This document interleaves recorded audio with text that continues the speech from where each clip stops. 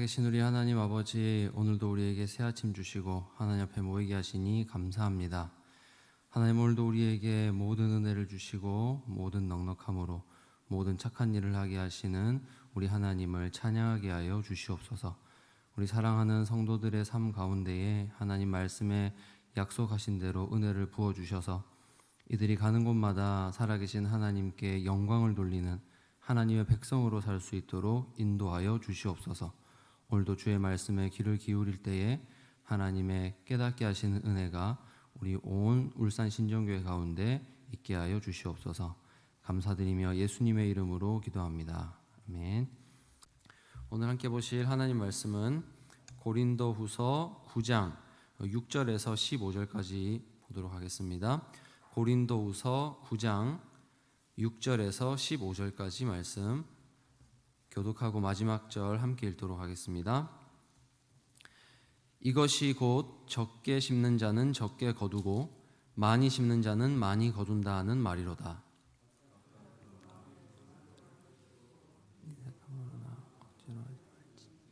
하나님은 즐겨내는 자를 사랑하시니 하나님이 능히 모든 은혜를 너희에게 넘치게 하시나니 이는 너희로 모든 일에 항상 모든 것이 넉넉하여 모든 착한 일을 넘치게 하게 하려 하심이라.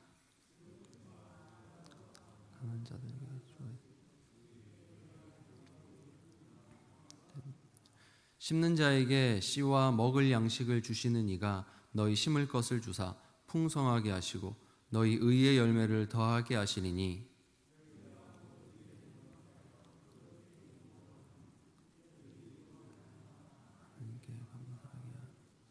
이 봉사의 직무가 성도들의 부족한 것을 보충할 뿐 아니라 사람들이 하나님께 드리는 많은 감사로 말미암아 넘쳤느니라.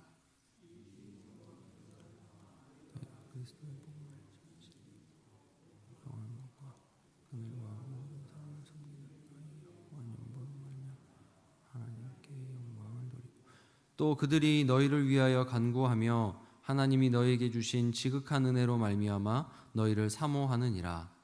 말할 수 없는 그의 은사로 말미암아 하나님께 감사하노라. 아멘.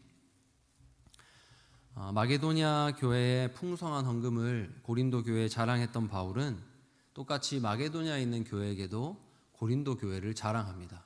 이들의 믿음을 자랑하고 이들이 받은 은혜로 말미암아 풍성한 연보를 할 것이다, 이렇게 자랑을 했습니다.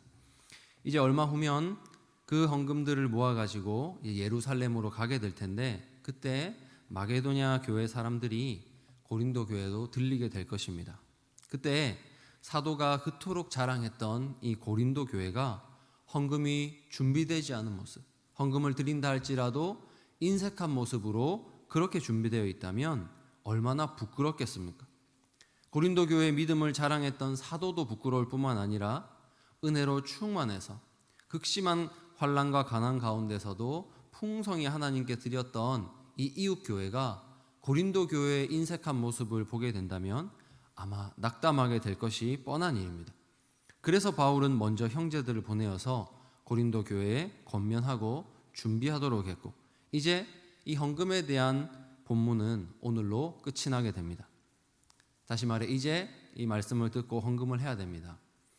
이 헌금이 준비되기 위해서 바울이 가르치는 이제 오늘의 마지막 교훈이 무엇일까요?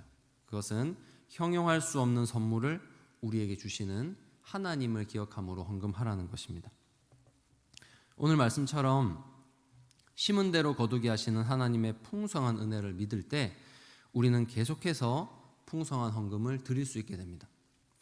제가 크면서 알게 된 사실이지만 그리 풍족하지 않았다라는 말도 어울리지 않는 가난한 시절이 있었습니다. 그런데 그 시절에 어머니께서 교회에 작정 헌금을 드리고 계셨다는 것을 알았습니다. 아니, 엄마, 우리가 부자도 아니고 왜 굳이 이렇게 어려울 때 헌금을 작정해서 드리시나요? 라고 질문했던 기억이 납니다. 그때 물었을 때 당시 어머니께서는 이 은혜의 원리에 대해서 제게 뭐라 설명할 방법이 없으셨던 것 같습니다. 그런데 제가 더 자라고 보니 어머니의 마음속에는 하나님과 어머니만 아는 그런 비밀스러운 은혜가 있었던 것 같습니다. 가난한 중에도 풍성히 주시는 하나님의 은혜가 어머니의 마음속에 넘치고 있었기 때문에 그런 삶이 가능했다라고 말씀을 통해서 나중에 깨닫게 되었습니다. 여러분, 우리가 부자라고 하나님께 많이 드리는 거 아닙니다. 결코 자신의 능력으로 사는 부자보다 우리 삶의 모든 은혜를 넘치게 부어주시는 하나님의 능력으로 사는 사람이 더 풍성한 감사를 할 수 있는 것입니다. 그렇기 때문에 성도의 삶은 참으로 신비롭습니다. 그런 면에서 8절은 우리가 어떤 형편에 처하든지 각자의 형편에 맞게 풍성한 헌금을 드릴 수 있는 근거를 제공하는데요. 우리 8절 말씀을 한번 함께 읽도록 하겠습니다. 하나님이 능히 모든 은혜를 너희에게 넘치게 하시나니 이는 너희로 모든 일에 항상 모든 것이 넉넉하여 모든 착한 일을 넘치게 하게 하려 하심이라. 아멘. 이 구절이 참 독특한 것은 한 구절 안에 모든이란 말이 3번 반복된다는 것입니다. 모든 은혜로 말미암아 우리에게 모든 것이 넉넉하기에 우리가 모든 착한 일을 하게 된다. 여기서 넉넉하여라고 번역된 말은 사실 자족하다라는 의미입니다. 그런데 이 본문이 이 단어를 자족하다라고 번역하지 않고 넉넉함으로 번역한 데는 이유가 있습니다. 원래 이 단어가 그리스 철학자들에 의해서 당시의 배경 가운데 사용될 때는 자족하다라는 의미였는데, 우리가 흔히 이해하는 자족이 무엇입니까? 타인이 얼마를 갖고 있든 개의치 않고 내가 가진 것으로 만족하는 자세. 그래서 그 타인이나 외적 환경에 대해서 독립적인 자세를 보고 우리는 자족한다라고 말합니다. 당신이 10억, 100억이 있더라도 난 비록 그 정도의 돈이 없지만 나에게 따뜻한 집이 있고 또 사랑하는 가족이 있으니 나는 당신이 전혀 부럽지 않습니다. 이게 우리가 이해하는 자족입니다. 그런데 바울은 이 단어를 조금 다르게 사용합니다. 그가 설명하는 자족이란 하나님의 은혜에 의하여 풍성하게 제공되는 만족입니다. 거기서 나오는 것이 자족이라는 것입니다. 그러므로 바울이 생각하는 자족이란 그냥 혼자 위안을 삼고 자기에게 주어진 것으로 만족하는 데 그치는 것이 아니라 오히려 하나님이 주신 만족을 가지고 타인을 향해서 그것을 베풀고 착한 일을 넘치도록 하게 하는 그 넉넉함이 지금 바울이 말하는 자족입니다. 하늘에 계신 우리 아버지가 나에게 온갖 은혜를 넘치도록 주시기 때문에 나는 얼마든지 채워지는 곳간에서부터 나오는 이 넉넉함을 가지고 모든 선한 일을 계속할 수 있다라고 믿는 것이 바로 진정한 자족이고 넉넉함입니다. 사랑하는 우리 울산 신정교회 성도 여러분, 바로 이 넉넉함으로 살아가시는 진짜 부자가 되시기를 바랍니다. 그리스도인에게는 돈이 많은 것이 넉넉함이 아닙니다. 착한 일을 위해서 언제든지 내가 섬길 수 있도록 하나님께서 날마다 부어주시는 은혜가 있다는 사실을 믿는 것, 나에게 그런 곳간이 있다는 사실을 믿는 것이 진짜 넉넉함입니다. 그럼 하나님은 이렇게 드려진 넉넉한 헌금으로 어떤 일을 하실까요? 바로 교회를 하나 되게 하시고 하나님께서는 영광을 받으십니다. 우리 이 헌금의 효과를 다시 한번 예상해 보겠습니다. 헌금이 이제 전달되면 유대에 있는 그 가난한 형제들의 필요가 충족될 것입니다. 그러면 그들은 하나님께 너무나 감사를 드리게 될 것이고, 이 복음에 대한 이방인 그리스도인들의 순종과 그 믿음의 진실성, 그들 안에서 역사하시는 하나님의 정말 놀라운 은혜를 깨달으면서 이제는 정말 이방인이지만 주 안에서 형제가 되었구나 마음속으로 깊이 느끼고 그들을 위해서 기도하게 될 것입니다.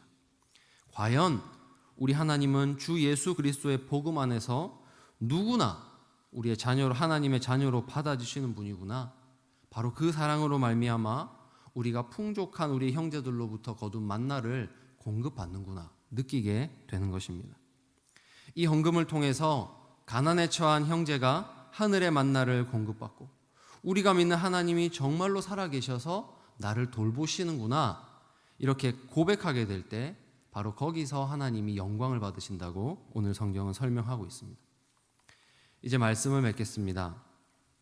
바울은 8장부터 시작되는 이 헌금에 대한 긴 단락을 정리하면서 오늘 본문 12절에 이 행위 전체를 봉사의 직무다라고 이렇게 정의하고 있습니다. 여러분, 그렇습니다. 헌금은 그것을 필요로 하는 사람들에게, 우리 형제 자매들에게 행해지는 하나님의 일입니다. 하나님께서 풍족함을 주신 하나님의 백성들이 이행해야 될 직무입니다. 그러므로 우리가 이 직무에 충실할 때 헌금의 혜택을 받는 이들은 하늘의 풍성함으로 지금 자기 백성을 돌보시는 하나님에 대해서 알게 되고, 그렇게 누군가를 채워주는 삶에 대해서 사모하게 되는 것입니다. 야, 저 사람은 뭔데? 아니, 그리 부자처럼 보이지도 않는데 어떻게 저렇게 섬길 수 있는가? 어떻게 자신의 것을 저렇게 내어놓을 수 있는가? 비결이 무엇인가?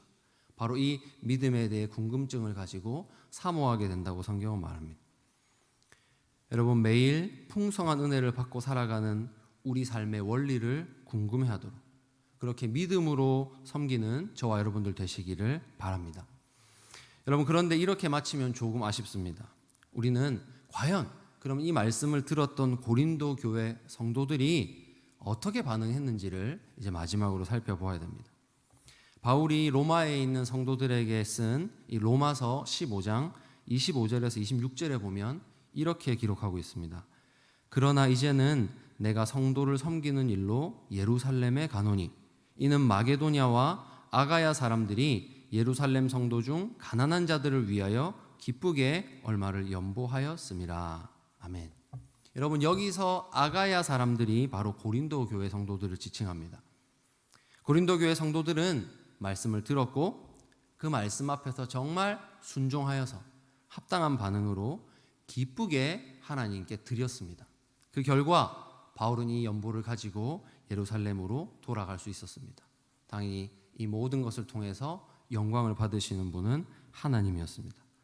사랑하는 우리 성도 여러분, 하나님께서는 각자의 삶에 은혜를 베푸십니다. 오늘 이 고린도 교회 성도들뿐 아니라 우리 하나님을 믿는 우리 울산신정교회 성도들의 삶에도 동일한 은혜를 베풀고 계시다는 사실을 믿으시기 바랍니다.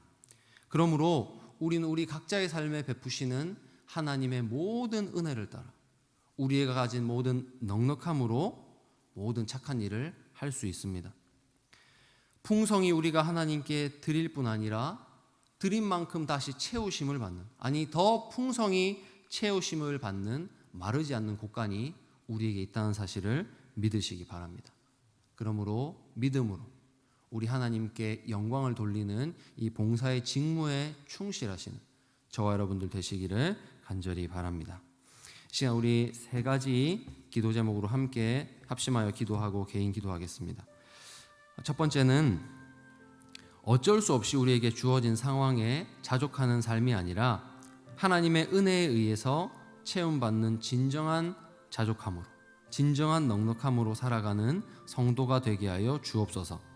둘째로 우리 봉사의 직무로 드리는 이 귀한 섬김이 꼭 필요한 곳으로 흘러가게 하시고 이 물질이 쓰이는 곳마다 자기 백성을 돌보시는 하나님께 영광을 돌리게 하여 주시옵소서. 마지막 세 번째로 오늘 수요 기도회를 통해서 우리에게 은혜를 주시고 또 부족한 종이 전하는 말씀 가운데 오직 하나님의 영광이 나타나게 해달라고 우리 세 가지 함께 기도하도록 하겠습니다.